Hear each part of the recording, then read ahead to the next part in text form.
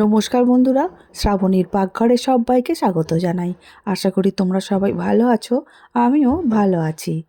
আজকে আমি যে রেসিপিটা নিয়ে তোমাদের সামনে চলে এসেছি সেটা হলো ফুলকপি আর পনিরের রেজালা। সম্পূর্ণ নিরামিষ একটা রেসিপি তোমাদের সঙ্গে শেয়ার করছি। মাঝারি সাইজে দুটো ফুলকপি নিয়েছি। ফুলকপিগুলো একটু বড় করে কেটে নেব, মানে খুব ছোট ছোট করে কাটবো না, মাঝারি সাইজের করে কেটে নেব। তোমরা অবশ্যই তোমাদের পছন্দ মতো ফুলকপিগুলো কেটে নিতে পারো। যে কোনো পূজায় নিরামিষ তরকারি হিসাবে যদি এইভাবে বানিয়ে খাওয়া যায় তাহলে কিন্তু খুবই ভালো হবে, আর খেতেও কিন্তু দারুণ হয়। ফুলকপিগুলো আমি আমার পছন্দ মতো সাইজ করে কেটে নিচ্ছি, আর গরম জলে হালকা করে একটু ফুটিয়ে নেব, কারণ অনেক সময় পোকামাকড় থাকে। নুন দিয়ে ফুটিয়ে নিলে পোকামাকড়গুলোও চলে যায়। আর অনেক রকম কীটনাশক সার দিয়ে তো আজকাল সমস্ত সবজিগুলো বানানো হচ্ছে, তো সেটা থেকেও অনেকটাই উপকার পাওয়া যেতে পারে। আর সেই জন্য আমি জলের মধ্যে একটু নুন দিয়ে দিয়েছিলাম। এবারে কেটে রাখা ফুলকপিগুলোও দিয়ে দিলাম। এই অবস্থায় গরম জলের মধ্যে 5-6 মিনিট আমি রেখে দেব। তারপরে পরিষ্কার জল দিয়ে আরও দুবার ধুয়ে নেব। এবারে পনিরগুলো কেটে নেব। আমি 2টো পনিরের প্যাকেট নিয়েছি। তোমরা তোমাদের পরিবারের মতো অনুযায়ী পনির নিয়ে নেবে।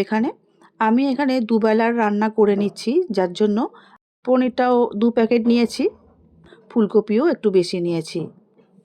আমি এখানে ছোট ছোট করে পিস করে নেব পনিরগুলো, আর তোমরা চাইলে তোমাদের পছন্দ মতো সাইজ করে পিসগুলো করে নেবে। যেহেতু ফুলকপি দিয়ে তরকারি বানানো হবে আর ফুলকপির সাইজগুলো খুব বেশি বড় করিনি, সেই জন্য পনিরের সাইজগুলো আমি খুব বেশি বড় করলাম না, তাতে করে তরকারিটা দেখতেও খুব একটা ভালো লাগবে না। সেই জন্য আমি এরকম ছোট ছোট করে কিউবের মতো করে কেটে নিয়েছি। এবারে আমি একটা বোলের মধ্যে রেখে দিচ্ছি। এখন অন্য একটা প্লেট নিয়ে নিচ্ছি। এর মধ্যে নিয়ে নিচ্ছি পোস্ত, ওই 3 চামচের মতো। তারপরে নিচ্ছি সাদা তিল, আর নেব 4 মগজ। সাদা তিলটাও আমি এখানে 3-4 চামচের মতো নিয়েছি, আর 4 মগজটাও নিয়ে নিচ্ছি 2-3 চামচের মতো। তারপরে নিচ্ছি ঝাল অনুসারে 4টে কাঁচা লঙ্কা আর কয়েকটা শুকনো লঙ্কা। দিয়ে দিলাম বেশ কিছু কিশমিশ। একসঙ্গে খুব ভালো করে বেটে নেব। মিক্সিং জারের মধ্যে দিয়ে দিচ্ছি টক দই।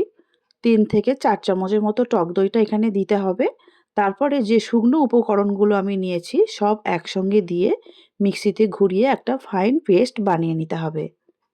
এর মধ্যে দিয়ে দেব হাফ কাপের মতো জল। জল দিয়ে খুব ভালো করে বাটাটা সুবিধা হবে, সেই জন্য জলটা দিয়ে খুব ভালো করে বেটে নিলাম। বেটে নিয়ে ফিরে আসলাম। এবারে যে ছোট ছোট করে কেটে রেখেছিলাম পনির, সেই পনিরগুলো হালকা করে এবারে ভেজে নেব। এখন আমি কড়া বসিয়ে দিয়েছি। কড়ার মধ্যে 1 চামচ দিয়ে দিলাম জিরে, আর অল্প একটু গোটা গরম মশলা হালকা করে একটু ভেজে নিচ্ছি। মশলাগুলো খুব বেশি করে না ভাজলেও চলবে, হালকা করে ভেজে নিয়ে বাটির মধ্যে একটা ঢেলে নিচ্ছি। আর একটু ঠান্ডা হলে একটু হামালদিস্তা কিংবা শিলপাটায় একটু হালকা করে বেটে নিলেই হবে, খুব মিহি করে না বাটলেও চলবে। এবারে কড়াটা আবার বসিয়ে দিলাম। কড়ার মধ্যে সাদা তেল দিয়ে দিয়েছি, আর যে কেটে রাখা পনিরগুলো ভেজে নেব বলে তেলের মধ্যে দিয়ে দিলাম। হ্যাঁ, এই রেজালা রেসিপিটা আমি সাদা তেলেই বানাচ্ছি। তোমরা চাইলে সর্ষের তেলে বানাতেই পারো। যেহেতু নিরামিষ আর পনিরের ব্যবহার করছি, সেই জন্য আমি সাদা তেলেই ব্যবহার করছি। দেখতেই পাচ্ছ এপিট ওপিট করে একটু ভেজে নিচ্ছি। খুব বেশি কালার চেঞ্জ করার কোনো দরকার নেই এই অবস্থায়, আর না ভাজলেও চলবে। একটু গরম জল আগে থেকে করে রেখেছিলাম, সেই গরম জলের মধ্যে ভাজা পনিরগুলো দিয়ে দিচ্ছি। গরম জলটার মধ্যে অল্প করে একটু নুন দিয়ে রেখেছিলাম, যাতে পনিরগুলো রান্নার পরেও শক্ত হয়ে না যায়। পনিরগুলো ভাজার পরে কড়ার মধ্যে একটু তেল ছিল, আবারও একটু তেল বাড়িয়ে নিয়েছিলাম। এবারে 2টো শুকনো লঙ্কা দিয়ে একটু ভেজে নিলাম। তারপরে যে ছোট ছোট করে কেটে রেখেছিলাম ফুলকপিগুলো, সেই ফুলকপি কাটাগুলো তেলের মধ্যে দিয়ে দিচ্ছি, আর নাড়াচাড়া করে একটু ভেজে নেব। ফুলকপিগুলো একটু ভেজে নিলে খেতে অনেকটাই ভালো হবে, সেই জন্য সবসময় লক্ষ্য করতে হবে যেন ফুলকপিগুলো একটু ভাজা হয়, তবে একদম ব্রাউন করে না ভাজলেও চলবে। 4 থেকে 5 মিনিট গ্যাসের জোরটা একটু মিডিয়াম করে দিয়ে ফুলকপিগুলো ভেজে নিয়েছি। গায়ের রঙটা একটু একটু চেঞ্জ হয়ে গেছে। এই অবস্থায় একটা প্লেটের মধ্যে তুলে নিচ্ছি। এবারে কড়ার মধ্যে একটু সাদা তেল দিলাম আর 2 চামচের মতো ঘি দিয়ে দিচ্ছি। তোমরা যদি ঘিয়ের পরিমাণটা বাড়িয়েই রেজালাটা রান্না করো না, তাহলে কিন্তু স্বাদ আরও অনেকটাই ভালো হবে। আমি সাদা তেল আর ঘি মিশিয়েই রেজালাটা বানাচ্ছি। তেল আর ঘি খুন্তির সাহায্যে খুব ভালো করে মিশিয়ে নেবার পরে যে মশলাটা বেটে রেখেছিলাম, চারমগজ, পোস্ত আর সাদা তিলের, সেই মশলা বাটাটা পুরোটাই তেল আর ঘির মধ্যে দিয়ে দেব। দিয়ে খুব ভালো করে নাড়াচাড়া করে মিশিয়ে নেব আর গ্যাসের জোরটা একদমই কমিয়ে দেব। যেহেতু চারমগজ, তিল এইসব জাতীয় জিনিস আছে, পোস্ত কড়ার নিচেটা লেগে যেতে পারে, যার জন্য একটু গ্যাসের জোরটা কমিয়ে দিয়ে তেল বা ঘিয়ের সঙ্গে একসঙ্গে খুব ভালো করে মিশিয়ে নিয়ে সবথেকে ভালো ভাজাটা হয়ে যায়। এবারে দেখতেই পাচ্ছ নাড়াচাড়া করতে করতে একটু যেন নিচের দিকে লেগে লেগে যাচ্ছে, কিন্তু এটা অসুবিধা নেই। ভালো করে একটু খুন্তি দিয়ে চেপে চেপে নাড়াচাড়া করে নিলেই এটা সম্পূর্ণভাবে উঠে যাবে। এবারে যখনই দেখলাম ভালো করে ভাজা হয়ে গেছে, মশলাগুলো একটু তেল ছেড়ে বেরিয়ে আসছিল, সেই সময় দিয়ে দিয়েছি মিক্সি ধোয়া জল। আর পনিরগুলো ডোবানো ছিল যে উষ্ণ গরম জলে, সেই জলটা এখানে দিয়ে দিলাম। কারণ যেহেতু পনিরগুলো ভেজানো ছিল জলের মধ্যে, জলের মধ্যেও কিন্তু অনেকটাই পনিরের টেস্ট বা গন্ধ চলে এসেছে, সেই জন্য সেই জলটা ফেললে কিন্তু হবে না। ঝোল কিন্তু খুব ভালো করে ফুটে উঠেছে আর ভেজে রাখা ফুলকপিগুলো তুলে দিচ্ছি।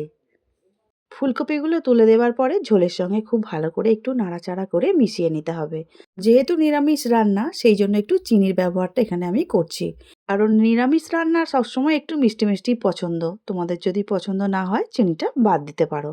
আমি এখানে একটু 1.5 চামচের মতো চিনি দিয়েছি, দিয়ে দিলাম পরিমাণ মতো নুন। তারপরে খুব ভালো করে আবারও মিশিয়ে নিচ্ছি। মিশিয়ে নেবার পরে ঢাকা দিয়ে দেব 4 থেকে 5 মিনিটের জন্য। পনিরগুলো এখন কিন্তু আমি দেব না। রান্নাটা শেষ হয়ে যাক, মানে ফুলকপি খুব ভালো করে সিদ্ধ হয়ে যাবে, তারপরে পনিরগুলো দিয়ে দিতে হবে, না হলে পনিরগুলো ভেঙে যেতে পারে।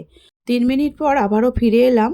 এবার একটু নাড়াচাড়া করে নিচ্ছি, উলটপালট করে, যাতে ফুলকপিগুলো, ওপরের ফুলকপিগুলো নিচের দিকে চলে যায়। সেই হিসাবে আবারও একটু নাড়াচাড়া করে নিয়ে ঢাকা দিয়ে 3-4 মিনিটের জন্য আবারও সিদ্ধ করে নিয়েছি। এবারে দেখতেই পাচ্ছ ফুলকপিগুলো আমাদের খুব ভালো করে সিদ্ধ হয়ে গেছে। এবারে এর মধ্যে দিয়ে দেব ভেজে রাখা পনির। পনিরগুলো দিয়েও ফুলকপির সঙ্গে আবারও খুব ভালো করে একটু মিশিয়ে নেব। তারপরে ঢাকা দেব ঠিক 2 মিনিটের জন্য। 2 মিনিট পর ফিরে আসলাম। এবারে দেখতেই পাচ্ছ সমস্তগুলো একসঙ্গে মিশে গিয়ে পনির আর ফুলকপি, আর খুব সুন্দর একটা কালারও চলে এসেছে। আর বেশি নাড়াচাড়া না করলেও হবে।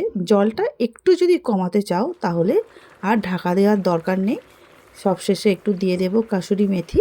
হাত দিয়ে একটু ঘষে নিলাম, গন্ধটা খুব ভালো আসে।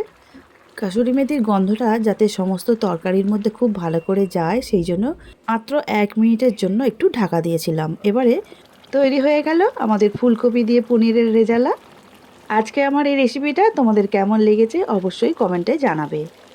তোমরা অবশ্যই কিন্তু আমার মতো করে পনির দিয়ে ফুলকপির রেজালাটা বানিয়ে দেখো। বাড়ির সবাই খুব খুশি হবে আর তুমিও বানিয়ে খুব খুশি হবে।